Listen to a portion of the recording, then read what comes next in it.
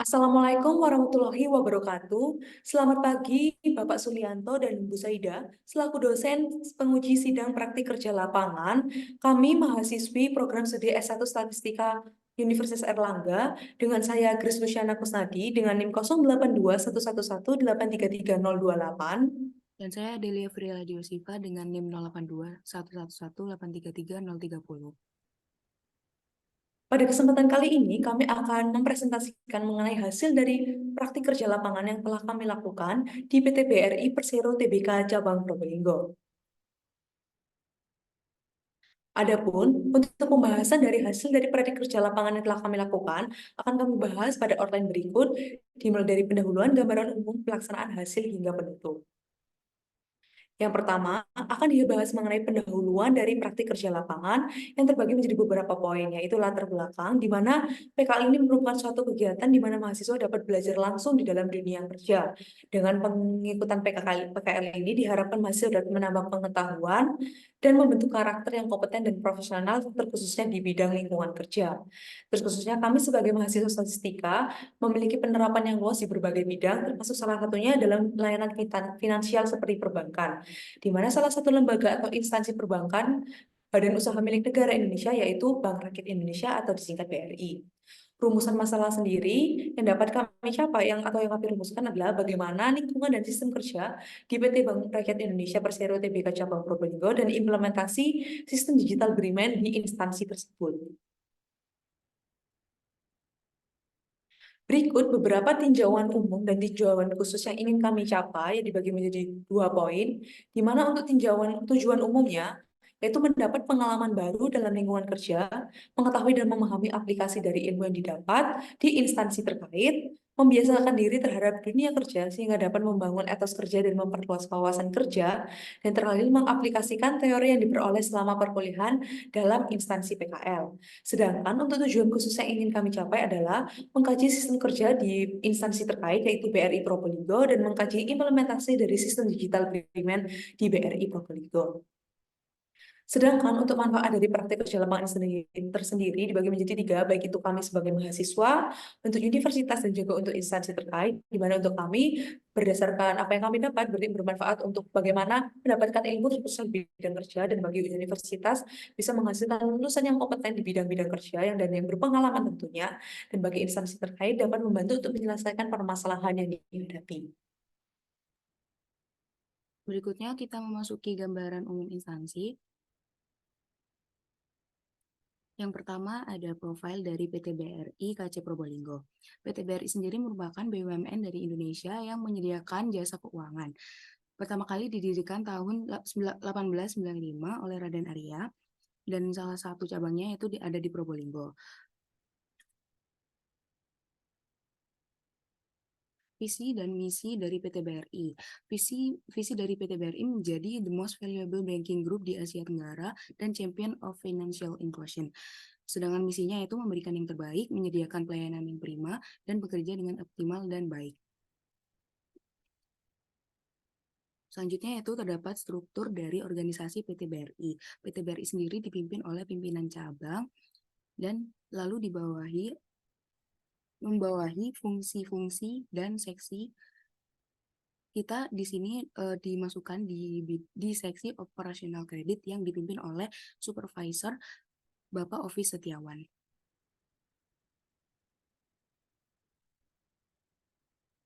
Yang berikutnya yaitu ada pelaksanaan PKL. Yang pertama saya akan menjelaskan waktu dan tempat PKL. Yang pertama waktu pelaksanaannya dilakukan secara luring mulai dari 1 Juli sampai dengan 31 Juli 2023 pada setiap hari Senin sampai Jumat pukul 8 sampai 5 sore. Tempat pelaksanaannya di PT BRI Kantor Cabang Probolinggo di bagian seksi operasional kredit. Yang berikutnya saya akan menjelaskan mengenai rincian kegiatan PKL yang sudah kami lakukan. Di hari pertama kita mendapatkan pengenalan dan pengarahan deskripsi kerja oleh bagian operasional kredit oleh Bapak Office Setiawan selaku pembimbing lapangan. Yang kedua kita juga mendapatkan pengenalan dan simulasi penggunaan sistem digital agreement. Pada hari kedua, kita memilah berkas dokumen dan menginputkan data inventaris kredit ke dalam Microsoft Excel dan mengarsipkan jaminan yang ada. Berikut merupakan bukti dari pekerjaan kami yang sudah kami lakukan. Yang berikutnya yaitu pada hari Rabu 5 Juli, kita membantu bidang OPK dalam menginput data dan mengunggahnya ke Briguna. Di sini ya. Yang berikutnya yaitu mengirimkan approve file nasabah Briguna oleh supervisor OPK ke database BRI KC Probolinggo. Pada hari Kamis 6 Juli, kita juga membantu menginputkan data khusus untuk nasabah kredit modal kerja atau KMK. Berikut merupakan bukti dari hasil kerja kami. Yang berikutnya, pada hari Jumat 7 Juli, kita juga mengirimkan approve file ke database BRI KC Probolinggo, dan pada hari Senin kita juga memilah berkas dokumen dan mengarsipkan jaminan yang ada. Pada hari Selasa kita juga membantu bidang OPK menginput data dan mengirimkannya ke database BRI KC Probolinggo. Berikutnya, pada hari Rabu 12 Juli, kita juga melakukan inventaris kredit dan mengarsipkan jaminan yang ada. Dan pada hari Kamis 13 Juli, kita menyusun dan melakukan penyiangan dokumen nasabah peminjaman kredit berdasarkan indeks dokumen pada ruang penyimpanan berkas. Dan kita juga mendapatkan pengarahan dan pembekalan alur administrasi kredit dan ketentuan pemberian kredit oleh Bapak Office Setiawan. Pada hari Jumat 14 Juli, kita kembali melanjutkan memilah berkas inventaris kredit dan mengarsipkan jaminan yang ada. Pada hari Senin, kita juga melanjutkan all-ship dan mengarsipkan jaminan yang ada. Pada hari Selasa 18 Juli, kita melanjutkan memilah berkas data inventaris ke dalam all-ship, dan hari Kamis kita juga melanjutkan melakukan all-ship. Berikut merupakan bukti hasil kerja kami. Lalu pada hari Jumat 21 Juli, kita melakukan cleansing data nasabah KUR dan KMK untuk memilah keperluan data nasabah pada bagian RM dan OPK.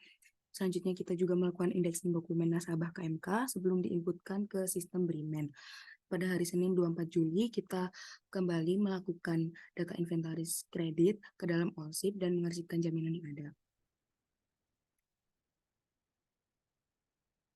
Pada hari Selasa 25 Juli, kita melanjutkan untuk inventaris kredit ke dalam all-ship dan menginputkan data rincian kelengkapan dokumen KUT tahun 1998 sampai 1999. Pada hari Rabu, kita mendapatkan pengenalan dan simulasi penggunaan sistem digital BRISIM dan mengumpulkan dan mengolah data statistik berdasarkan BRISIM. Berikut di samping itu merupakan penampilan dari BRISIM tersebut. Yang berikutnya pada hari Kamis 27 Juli, kita mulai menganalisis data yang sudah diperoleh dan membuat infografis mengenai performa BRI KC Probolinggo dan mulai menyusun laporan PKL. Pada hari Jumat, kita melanjutkan menganalisis data dan membuat infografis, lalu mengonsultasikannya dan melaporkannya kepada pembimbing lapangan. Pada hari terakhir, kita terdapat penyerahan hasil karya infografis kepada BRI KC Probolinggo dan melakukan perpisahan dan pemberian cindera mata kepada BRI KC Probolinggo. Berikut merupakan dokumentasi bersama Bapak Office Setiawan selaku supervisor di bidang yang kami tempati. Baik, ya selanjutnya akan ada hasil dari praktik kerja lapangan yang kami lakukan. Dimulai dari lingkungan kerja, analisisanya lingkungan kerja tempat praktik kerja lapangan, di mana BRI Kantor Cabang Probolinggo ini memiliki 5 hari kerja aktif dalam seminggu, yakni Senin sampai Jumat, dengan ketentuan jam kerja operasional dari jam 8 pagi hingga jam 16.30, dan juga jam istirahat pada jam 12 siang hingga jam 1 siang. Namun pada realisasinya, setiap pekerja masuk pada jam 7.15 atau jam 7 pagi untuk melakukan briefing dan doa pagi bersama, dan kemudian ada juga jam-jam atau hari-hari tertentu di mana perlu dilakukan adanya lembur. Sedangkan untuk seragam dibagi menjadi dua, yaitu untuk back office dan juga frontliner. Back office seperti bagian seksi operasional kredit yang bukan merupakan teller, dan frontliner merupakan penempatan dari teller, di mana Senin untuk dipakaikan seragam office dan seragam korporat dari BRI sendiri. Untuk Selasa dan Kamis memakai seragam batik, dan pada hari Rabu dan Jumat memakai seragam kasual. Yang kedua, kita akan membahas mengenai kegiatan utama yang kami lakukan di dalam praktik kerja lapangan di BRI Kantor Cabang Probolinggo. Yang pertama adalah Online System Information Bank atau pengerjaan dari OLSIP. OLSIP ini disusun dengan menggunakan bantuan dari Microsoft Excel untuk melakukan pengarsipan terkait data nasabah kredit di BRI Kantor Cabang Probolinggo. OLSIP tersendiri dibagi menjadi dua, yaitu berdasarkan ketersediaan agunan atau jaminan dan tanpa adanya agunan pada worksheet yang berbeda, di mana pada setiap worksheet akan dilakukan pengarsipan data terkait data nasabah, baik itu dari nomor rekening, nama debitur, alamat, pokok pinjaman yang tertunggak, bunga pinjaman yang ada, jaminan, baik itu berupa SHM atau surat hak milik, SKT, surat keterangan tanah, surat C, dan BPKB. Serta juga ada identitas pemilik agunan atau jaminan, baik itu KTP, serta keterangan lunas atau tidaknya jaminan yang telah diambil. Pengerjaan OLSIP ini juga disertai dengan inventaris data nasabah kredit, mulai dari pemisahan dokumen berdasarkan ketersediaan akun atau jaminan, memilih dokumen untuk pengarsipan, dan menginputkan data inventaris nasabah. Selanjutnya, dilakukan juga sistem digital Briman version 2.0. Briman adalah singkatan dari BRI Document Management System yang merupakan sistem digital yang dibentuk oleh BRI Pusat untuk mempermudah dan memperbarui sistem pengelolaan dokumen nasabah, khususnya di bidang administrasi kredit atau operasional kredit. Jadi Briman ini juga disebut sebagai salah satu bentuk digital dari Brankas pada Bank BRI yang terbilang masih baru dan baru mulai diterapkan di cabang Probolinggo pada tahun 2021.